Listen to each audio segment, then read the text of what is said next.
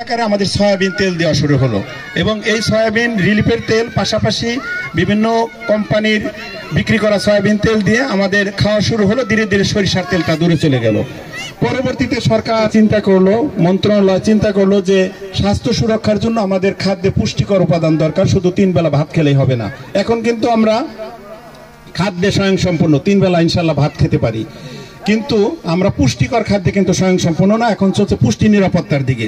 তারই কথা চিন্তা করে খাদ্যের যে উপাদান শর্করা, বাদশেষ, চারা, আমিষ, প্রোটিন, ভিটামিন, খনিজ লবণ, পানি এবং খাদ্য আঁশ, এই যে স্নেহ বা চর্বি, এই স্নেহ বা চর্বির উৎস হিসেবে তেল ফসল আমাদের বাংলাদেশে যখন প্রকল্পটা গ্রহণ করা হয় শতকরা 10 ভাগ তেল দেশে উৎপাদিত হতো এবং 90 ভাগ তেল বিদেশ থেকে আমদানি করা হতো।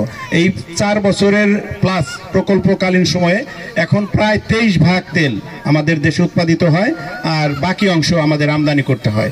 গত অর্থ বছরে আমরা দেখেছি যে প্রকল্প শুরুর সময় থেকে এই 4 বছরে সরিষার আবাদ, তেল ফসলের আবাদ দ্বিগুণ হয়েছে, জাস্ট দ্বিগুণ।